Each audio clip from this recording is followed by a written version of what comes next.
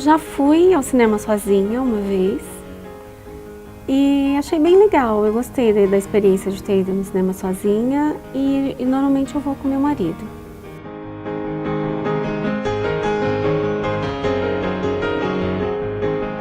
Eu não vou com tanta frequência, mas sempre que posso eu vou. Sozinho nunca fui, sempre que eu vou acompanhado com alguém, com amigos ou com a minha família, com minhas filhas, com minha esposa.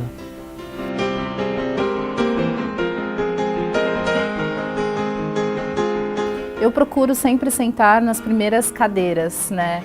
É claro que a maioria das pessoas não querem sentar nessas primeiras cadeiras porque a tela está muito próxima ou porque você tem que ficar com a cabeça um pouco mais levantada.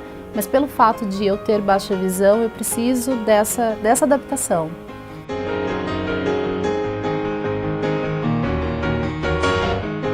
Legal é ter essas sessões que são abertas a todos, que um filho que enxerga pode levar o pai que não enxerga e vice-versa, pode ir com a turma, porque se uma sessão só para cego, não é inclusiva, né? Então, vamos fazer uma sessão especial hoje, um filme com audiodescrição, só cego. É legal, mas é muito legal ali poder ir com o pai, com a mãe, com o filho e com a família normalmente, né?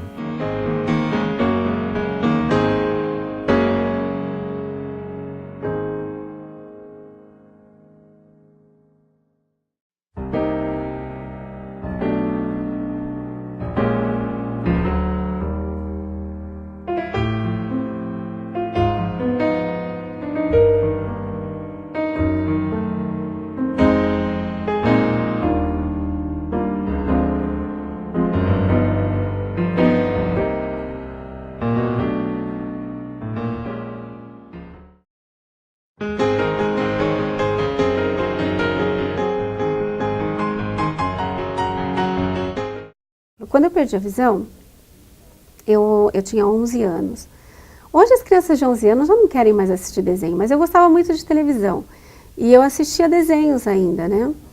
E aí eu pude perceber o quanto a imagem é fundamental na questão de desenho, o quanto se explora pouco o diálogo, o quanto eu perdi depois que eu perdi a visão. A experiência de você não poder acompanhar todas as cenas, ela é um pouco frustrante, porque você percebe que você teve uma deficiência ali, né? De não ter a mesma percepção que a pessoa que não tem deficiência teve. A gente vive num mundo que é basicamente visual, assim, né? Tudo que a gente faz é tudo feito para ser visto e pouco para ser ouvido, às vezes, né? E o cinema, na verdade, ele trouxe o áudio, né? Ele trouxe o som consigo, para dar mais intensidade. Tem muitas coisas que a gente perde, porque só com os diálogos não tem como você traduzir tudo que está acontecendo.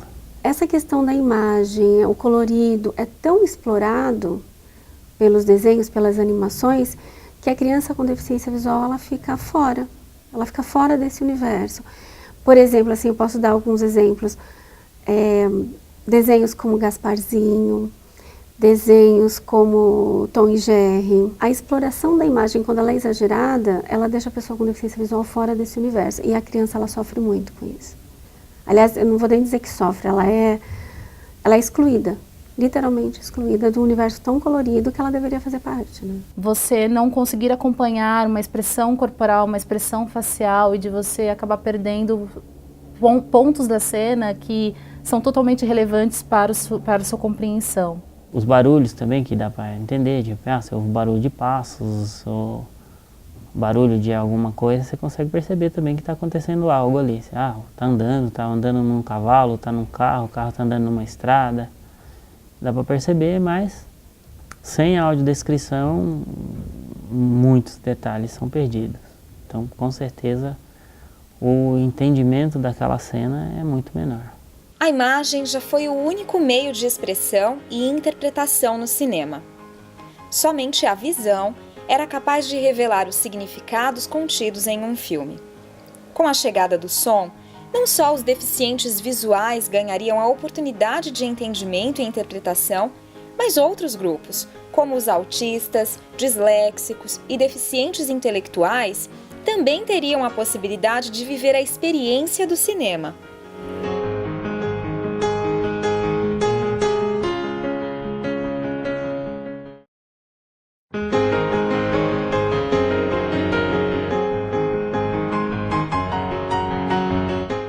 As salas de cinema que não tem audiodescrição é um momento que você sabe que você vai ter que prestar muita atenção naquilo que está sendo mostrado. Muitos ainda não tiveram essa experiência da audiodescrição, mas para os que tiveram, não conseguem mais viver sem, né? Porque é tamanha importância de ter essa informação. Uma audiodescrição bem feita, porque existe todos os padrões a serem seguidos, né, para que a audiodescrição respeite aí algumas regras, ela te dá uma total compreensão, sim, do filme. Não fica a desejar nenhuma questão em relação à compreensão da história, da mensagem que aquele filme quer passar. Eu já assisti filmes com audiodescrição e sem audiodescrição, então a diferença no entendimento do filme com audiodescrição é tamanha, então assim, não tem nem como comparar. Principalmente nas cenas que ficam sem diálogo, não tem como saber o que está acontecendo. E a audiodescrição vem exatamente para me dar essa visão do que está acontecendo no filme. Então desperta muitos sentimentos, então eu consigo perceber se foi uma cena engraçada, se a pessoa está triste, se não está. Então eu participo daquela cena com a audiodescrição. Como a gente vai descrever o filme, a gente começa a esmiuçar o filme e a perceber coisas que, até para quem enxerga à primeira vista, não saca, né? E aí já teve casos de cegos depois da sessão do filme comentando com outras pessoas, você viu aquela coisa lá, o cara que enxergava não tinha nem percebido tal coisa, né? Por mais que eu tenha baixa visão e que eu enxergue tudo que está sendo apresentado naquele momento, mas ainda existem algumas coisas que são mostradas e que são muito pequenas e que, dependendo da distância, você pode não enxergar. Às vezes a fisionomia do ator, uma expressão corporal que ele está fazendo naquele momento. Então, antes da audiodescrição, as pessoas com deficiência visual, elas eram excluídas desse momento. Então, as pessoas riam e você não entendia por que elas estavam rindo. Quando a gente recebe um material para trabalhar, seja um filme ou uma peça de teatro, a gente primeiro analisa e vê quais as melhores soluções, como trabalhar. Porque às vezes a gente tem um desenho animado que quase não tem fala, às vezes a gente tem um filme que é muito cheio de ação e precisa resolver, então a gente meio que dá umas direcionada para o material, entrega para o roteirista, ele vai fazer o roteiro, depois com o filme roteirizado a gente volta para cá, chamamos o nosso consultor cego, que a gente faz a revisão cognitiva. E depois, se for o caso, porque às vezes o cliente só quer o roteiro, a gente entrega o roteiro, senão a gente grava aqui nos nossos estúdios, né? Gravamos com atores profissionais, que são os nossos narradores. Às vezes a narração do roteiro é feita ao vivo em festivais de cinema, né? Então, basicamente é isso. O profissional da audiodescrição ele tem que achar espaços e lacunas para não competir com a fala do ator que está ali em cena. Sendo feito isso, a compreensão ela é de 100%, sim. Os diálogos e efeitos sonoros de um filme muitas vezes não traduzem todas as informações de uma cena. Nesse caso, o deficiente visual conta com a ajuda de alguém que possa descrever os detalhes do que está acontecendo. A audiodescrição é a profissionalização do contar o que aparece na tela, além de ser uma eficiente forma de inclusão e acessibilidade no cinema, principalmente para os deficientes visuais.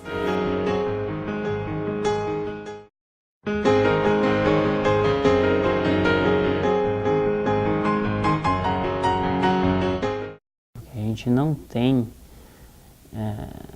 salas de cinema que ofereçam o recurso de audiodescrição, principalmente, em qualquer lugar. Então, existe já alguns pontos específicos que eu consigo achar, algumas sessões específicas que a gente é convidado a participar, que alguns locais, né? Mas ainda está engatinhando, não tem como escolher, tipo, eu chegar lá no cinema e eu escolher qual filme eu quero? A acessibilidade no cinema brasileiro, ela está começando agora, né? É claro que poderia estar muito mais avançada. Hoje, as pessoas com deficiência estão se incluindo, né, de certa forma. A audiodescrição, ela já tem alguns anos, que já foi implantada em outros países e que chegou agora, que está chegando agora no Brasil, que está tomando força agora, porque está se tornando lei. Então, muitas vezes, a sociedade, ela passa a enxergar, né, aquela possibilidade quando aquilo se torna obrigatório. A audiodescrição, ela tem um custo, que isso acaba sendo um fator que pesa no desenvolvimento dela, mas que vai acontecer, eu tenho certeza que vai acontecer. Até então, até um bom tempo atrás, antes dessas políticas de acessibilidade serem implementadas de uma maneira um pouco mais veemente, as pessoas com deficiências eram guardadas em casa, né? Assim, as pessoas ficavam escondidas, Até hoje é um pouco difícil. Como é que eu vou no cinema? Como é que o cego vai no cinema? Meu marido, ele, quando eu não entendo alguma coisa, ele me explica, e as pessoas... Então são essas atitudes que a sociedade ainda precisa refletir. Era até engraçado no cinema ver o cego entrando no começo, os cegos entrando com cachorro, com bengala. As pessoas que iam na sala que enxergavam achavam que era pegadinha, ficavam procurando a câmera, né? Porque ninguém entendia realmente, né? E um pouco disso também assim, o público em geral compreender que as pessoas estão, né, havendo essa inclusão e que poder chamar, tá tendo uma sessão vamos, né, pode ir junto. Né? A adaptação das salas de cinema no Brasil avança em ritmo lento. Isso porque o mercado ainda não percebeu que as pessoas com deficiência podem e devem ser vistas como uma fatia de público consumidor e apreciador da arte e cultura.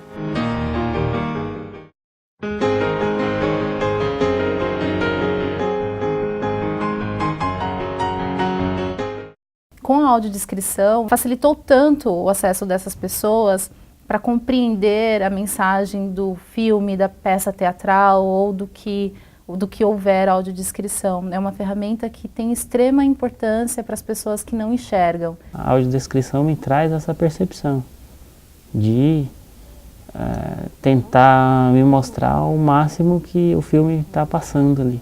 Você está traduzindo, uma versão que você está fazendo. E toda versão tem uma outra, né? Então, é evidente que uma cena que está acontecendo muita coisa, você vai tentar falar a ação principal daquilo. A regra é essa, vai dar uma geral e falar o que está acontecendo de principal, porque não dá tempo de falar dos secundários, às vezes. Você segue mais ou menos o que o filme está pedindo, né? Só que é evidente que se eu te der um roteiro para fazer e eu fizer um roteiro, o outro fazer, vão ser 3 versões diferentes, cada uma evidenciando alguma coisa que o outro não tinha notado. Isso acontece, né? Ou um gosto pessoal, ou entendi desse jeito, sempre vai ter isso. Uma experiência que eu tive quando eu estava assistindo um filme que tinha audiodescrição, e era uma cena silenciosa de um adolescente que estava deitado na cama dele, olhando para o teto. Então, assim, para quem não sabe dos detalhes, é só um adolescente que estava deitado na cama olhando para o teto. Mas, na verdade, o teto, ele estava todo esburacado. Ele, assim, um teto de uma casa muito simples, muito humilde mesmo. E quem não tem acesso a essa informação visual, imagina um adolescente qualquer, né, deitado na cama, no quarto dele, refletindo. E, na verdade, o que aquela cena queria mostrar era o quanto aquele garoto era humilde. Ele estava refletindo e olhando para o teto de uma casa, um teto sujo, esburacado, de uma casa bem simples. Então, essa imagem tinha todo o significado dentro do contexto. Teve um filme, eu vou falar de um filme que eu achei legal, que é o Melancolia, que é um filme muito cheio de referências de imagens, né? Tem uma cena que é, se eu não me engano, da noiva caminhando em câmera lenta em cima do matagal, acho que não lembro que era uma referência a uma cena de Shakespeare, sabe, umas coisas assim, que quando você pega um filme, você não pode simplesmente falar a noiva caminhando em cima da grama. Ou apareceu um quadro lá, que era um quadro do Bruegel, que eram os caçadores na neve, alguma coisa assim. Apareceu 2 vezes esse quadro, em tempo, assim, e o quadro queimando. Aí você fala, não pode falar que é um quadro de pessoas caçando, simplesmente. Você tem que entender, pesquisa o filme, o que ele quer dizer com aquele quadro, né? Por que aquele quadro está ali? Claro que às vezes a gente não vai achar respostas, você vai acabar falando que é um quadro de um caçador, se você não achar não vai ter jeito. Né? Mas a gente tem que pesquisar o máximo possível para entender o porquê das coisas estarem em cena, já que é um filme, né? As imagens são importantíssimas. Então cada imagem tem que ser tratada com cuidado que merece. A audiodescrição, ela tem alguns significados que muitas vezes até quem enxerga não tem aquele clean que é importante passar, por exemplo, no caso do meu marido, quando eu vou com ele no cinema, talvez ele não se atentaria a esse ponto para me passar. Não, ele simplesmente está olhando para o teto, mas qual o significado daquele teto, daquelas paredes que não tem reboque, daquele teto que está esburacado? E a audiodescrição passou isso, de alguma maneira para mim, mas ela passou. Ao mesmo tempo em que a audiodescrição é uma das formas mais eficientes na inclusão dos deficientes visuais no cinema, ela também abre uma discussão a respeito da manipulação do olhar. Fazendo um detalhamento excessivo de informações, a audiodescrição acaba traduzindo significados ocultos e, em alguns casos, direcionando o olhar para o entendimento do espectador.